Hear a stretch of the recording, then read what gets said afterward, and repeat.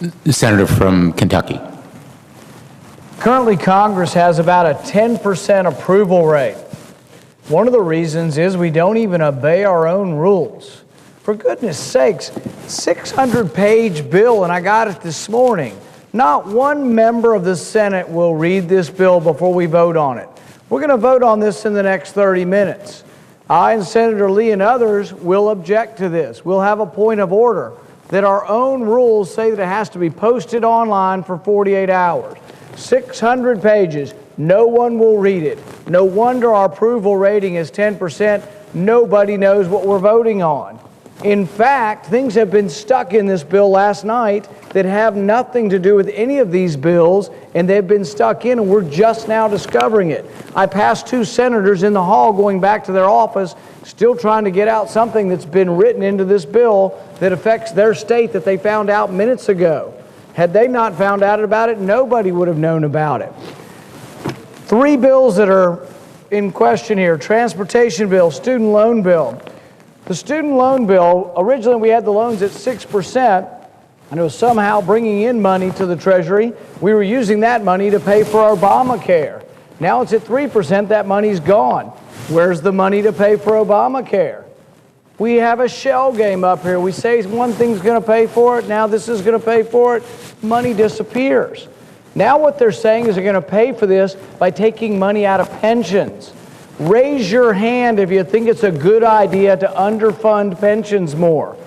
Over half of the pensions in this country are technically insolvent because they don't have enough money to pay for them. Is it a good idea to have less money go into workers' pension to pay for a student loan program? I have a bill in Congress that says we should read the bills before we pass them. It says that we should wait 1 day for each 20 pages. So we'd be given time to read 600-page bills. But at the very least, we ought to adhere to our own rules. Our rules say that it should be posted online at least 48 hours. 48 hours is still a challenge to find out everything in here. You know how long the Federal Register is? It's 55,000 pages added annually. It's hundreds of thousands of pages. So when you read this, you have to refer to the Federal Register that's hundreds of thousands of pages to find out what they've stuck in this bill in the dead of night. This isn't the way we should operate. The American people want to know, why do we all of a sudden say, oh, the government's going to shut down if we don't do something in 3 days? Well, what were they doing for the previous 3 months? What's going on up here?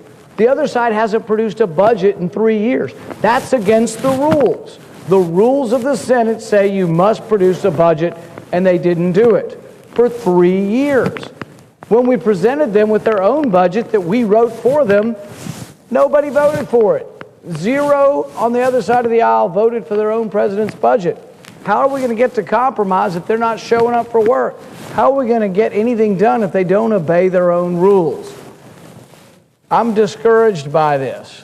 I will raise a point of order in the next hour that says we have broken the rules of the Senate, and I will ask them to vote on it. I fully expect the parliamentarian will rule in our favor. We'll see. But then the other side will simply close their eyes to the rules. They won't care what the parliamentarian says, and they will just overturn this by saying, we are the majority and we deem it so. We are the majority. We don't care what's in the bills. We don't care to take the time to read the bills. We are in the majority and we deem it so. I think this is why the American people are unhappy with what's going on in this body.